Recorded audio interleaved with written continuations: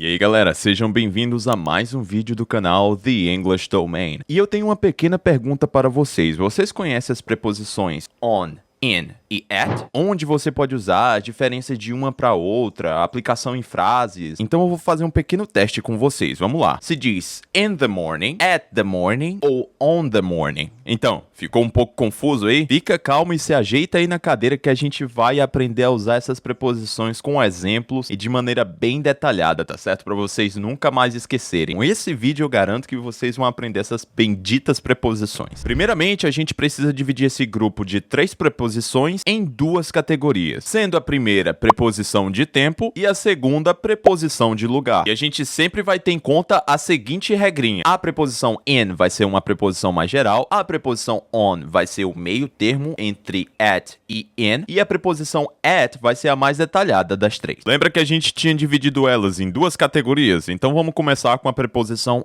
in na categoria de tempo. Nesse sentido, a preposição in vai ser usada para falar sobre tempo. E como eu havia dito para vocês, ela é a mais vaga dentre as 3, então ela vai ser usada para falar de coisas em geral. Olha aqui alguns exemplos que a gente pode usar: in the future, no futuro; in the past, no passado; in the present, no presente. Como eu havia falado para vocês, é algo mais geral. Então quando a gente diz in the future, o futuro pode ser daqui a 1 segundo ou daqui a 1 milhão de anos, ninguém sabe, é algo bem geral. A mesma coisa acontece com passado e com presente. Olha aqui alguns exemplos de frases: in the present day and age. Lembra que eu falei no vídeo anterior que a gente não pode ficar traduzindo? Então, aqui é no dia presente, na era presente, mas a gente vai traduzir como nos dias de hoje. In the future, I will be rich. No futuro, eu serei rico. In the past, I was an engineer. No passado, eu era um engenheiro. Então, coloquem essa ideia na cabeça de vocês. Essa preposição vai ser usada de maneira mais geral e a gente vai falar de períodos de tempos mais vagos, que a gente não tem exata certeza de quando eles aconteceram ou vão acontecer. A preposição in também pode ser utilizada para falar de anos, décadas e séculos. Eu gosto de pensar dessa maneira. Como é uma coisa mais geral, mais vaga, a gente não sabe. Um século tem 100 anos. Em uma década tem 10 anos. Em um ano tem 365 dias, geralmente. Você não sabe qual o dia exatamente que a pessoa está falando ali. Você sabe algo em geral. Então vamos usar in. I was born in 2003. The Industrial Revolution was in the 18th and 19th century. The 90s were nice. Tá vendo? Tem 10 anos pra gente escolher. Não tem como a gente saber qual exatamente foi bom. É os anos 90 como um grupo. Então, in. E além disso, o in pode ser utilizado como preposição de tempo para as estações do ano. Então a gente vai dizer in summer, in winter, in fall. Uma pequena curiosidade dessa palavra fall é que eles utilizam no inglês americano. Porém, no inglês britânico eles vão falar autumn. Algo parecido como a gente fala em português. The leaves fall in autumn. I feel very cold in the winter. O in pode ser também utilizado para meses e semanas do ano. In December, it snows. A typical pregnancy occurs in 40 months. In January, I will go to Portugal. E por fim, ela pode ser utilizada para falar de partes gerais do dia, ou seja, in the morning, in the afternoon, in the evening. In the morning, I brush my teeth. In the afternoon, I have lunch. In the evening, I play the guitar. Deu pra ter uma ideia que o in vai ser algo mais geral. Agora vamos partir para a preposição at. Lembra que eu tinha dito que a preposição on vai ser a preposição meio termo entre in e at? A gente vai utilizar on para falar sobre datas. Olha aqui um exemplo dessa utilização. Brazil became independent on September 7th. O on chega a ser o meio termo, como eu havia dito. A gente tinha utilizado in com os anos em geral, e a gente tem aqui o mês, por exemplo, que é algo mais meio termo. John bought a computer in his birthday. A gente está utilizando como o dia do aniversário dele, o dia do nascimento, na verdade. Inclusive, pessoal, ainda vou lançar um vídeo para vocês explicando mais ou menos a lógica dessas palavras compostas, que são muito importantes para a gente estar começando a falar inglês melhor. Por exemplo, nessa palavra aqui, a gente tem a palavra birthday. Não é aniversário, é dia do nascimento. Birthday. Mas, continuando, a gente vai utilizar a preposição on para falar de feriados que incluem a palavra day. On Christmas Day, on Independence Day. Toda palavrinha que tiver day vai ser acompanhada de on. Ah, e claro, a gente vai utilizar nos dias da semana. Então a gente vai falar on Monday, on Thursday, on Saturday. E também vai ser utilizada para os dias do mês. On the 4th of July, que é o dia da independência dos Estados Unidos. On the last day of December, no último dia de dezembro. E para finalizar a preposição on, isso é uma coisa que eu percebi. Não chega a ser uma regra da língua inglesa, até onde eu sei, mas quando a gente for falar de expressões em inglês, a gente vai utilizar on. Ou seja, você for falar,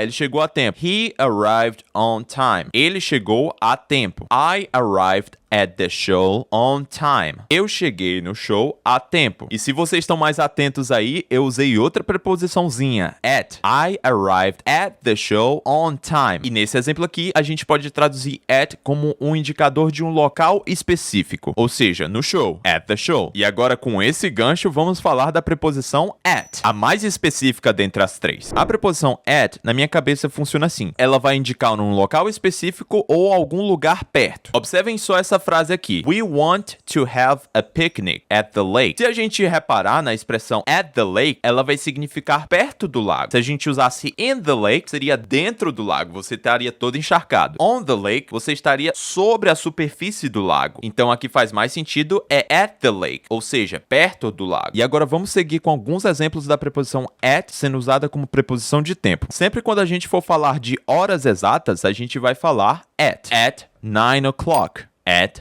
9 p.m. At 8 o'clock. E seguindo essa mesma linha de raciocínio, ela pode ser utilizada para alguns períodos que são únicos no dia. At sunset, na hora que o sol se põe. Eu gosto de pensar que esse é um período único do dia, que vai acontecer somente uma vez. Então por isso que ela é a expressão mais detalhada que tem, a mais específica que tem. O sunset, o pôr do sol, só vai ocorrer uma vez no dia. At dinner time. A gente geralmente só vai jantar uma vez no dia. Então, at. E em continuação, lembra que a gente utilizava on para feriados com a palavra day? Feriado sem a palavra day, a gente vai estar utilizando at. E para quem está se perguntando qual a diferença dentre os dois, é que quando a gente fala at Christmas, por exemplo, é no período do Natal. E se você falar on Christmas, significa no dia do Natal. E como exemplos, a gente vai ter at Easter, durante o período da Páscoa. At Christmas, durante o período do Natal. Eu sei que essas expressões são bem chatinhas, mesmo sendo fluente em inglês, eu ainda luto um pouco contra elas todo dia. Mas finalizando o at como preposição de tempo, agora vamos entender as preposições de lugar. Lembra daquela regra que eu tinha falado anteriormente para vocês? Ela não vai mudar. A expressão in vai ser geral, a expressão on vai ser o meio termo e a expressão at vai ser a mais detalhada, a mais específica. A começar pela preposição in, a gente vai estar utilizando ela para falar sobre países. I live in Brazil. Eu vivo no Brasil. He is in Bolivia. Ele está na Bolívia. Vamos utilizar ela também para falar sobre cidades. Então, I was in São Paulo. They wake up very early in Lisbon. Em geral, a gente vai estar utilizando in para países, cidades, bairros. E eu gosto de associar isso com o geral. Então, assim, a gente não vai ter somente um ou dois países no mundo. A gente vai ter muitos países, muitos bairros e muitas cidades. Então, in, a expressão mais geral. A gente também vai estar utilizando in como preposição de lugar para espaços fechados. Ou seja, a gente vai falar in a room, num quarto, in a car, in a taxi. Gente, e olha aqui um exemplo do inglês sendo um inglês. English being English. Detalhe especial é que a gente vai utilizar in para quando você está dentro de algum canto, correto? Mas quando se trata de transporte público, essa regra vai mudar. Então a gente vai falar on. Então a gente diria on a bus, por exemplo. Essas preposições vão ser difíceis justamente por conta que é uma questão de interpretação. Imagina que você deixou a sua mochila dentro do ônibus. Você diria on the bus? Não, você diria in the bus. Geralmente você diz I am on the bus. Mas se você tivesse esquecido a sua mochila lá dentro, você falaria I forgot my backpack in the bus. É tudo questão de interpretação. A gente vai estar utilizando ela também para livros e jornais. Em Folha de São Paulo, they reported something terrible. I found this recipe in a book. Lembrando que quando a gente fala a palavra this, a gente está apontando diretamente para o objeto. Então, this recipe, essa receita. E agora vamos falar de on como expressão de lugar. Lembrando que ele é o meio termo, não é nem tão específico, nem tão detalhado. Utilizamos on para falar de ruas e estradas. On 7 de setembro Street, na rua 7 de setembro. On David's Road, na estrada de David. On Main Street, na rua principal. On também vai ser utilizado para superfície. superfícies. É tanto que a gente tem aquela musiquinha The book is on the table, por conta que o livro tá na superfície da mesa. E também vai ser utilizado para transportes públicos, como a gente tinha visto anteriormente com on the bus. Então, on the bus, on a train, on the plane. Um pequeno bizu para vocês é que quando vocês estiverem falando sobre andares de um prédio, vocês vão utilizar on the first floor, on the second floor. A gente também vai estar utilizando on para comunicação e mídias. On the TV, na televisão. On the news, nas notícias. On the radio, no rádio. E para finalizar as preposições de lugar, vamos entender como a gente vai utilizar a preposição at como preposição de lugar. Ele vai estar assinalando que aquele local específico é um endereço de algum local que você está procurando. She lives at 45 Oak Avenue. Como eu falei para vocês, a gente vai estar utilizando at para indicar um ponto específico, geralmente com um número ou um local exato do destino. O at também vai ser utilizado para falar de comércios e lojas, mesmo que não tenha um endereço específico lá. I bought some fruits at the local market. I am at McDonald's. Mesmo que a gente não saiba exatamente onde o McDonald's fica, não tenha algo específico ali, a gente sabe que é um McDonald's, ou seja, é algo específico já. Atividades em grupo também a gente vai estar utilizando a preposição at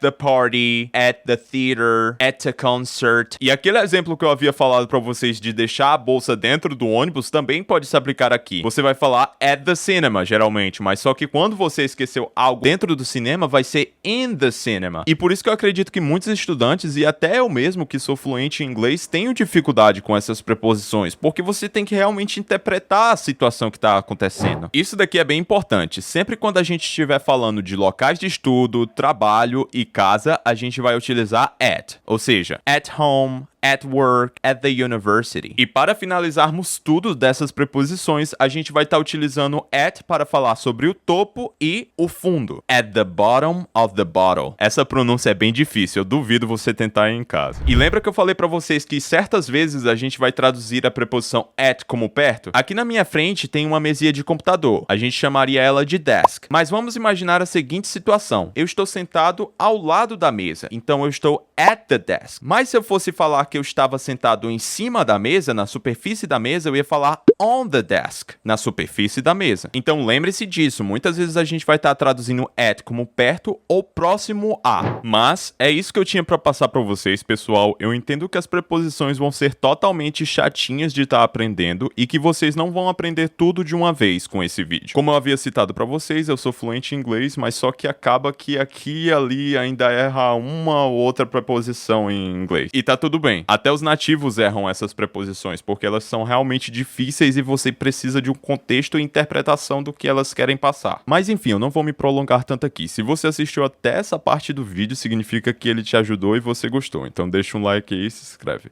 Valeu, até o próximo vídeo.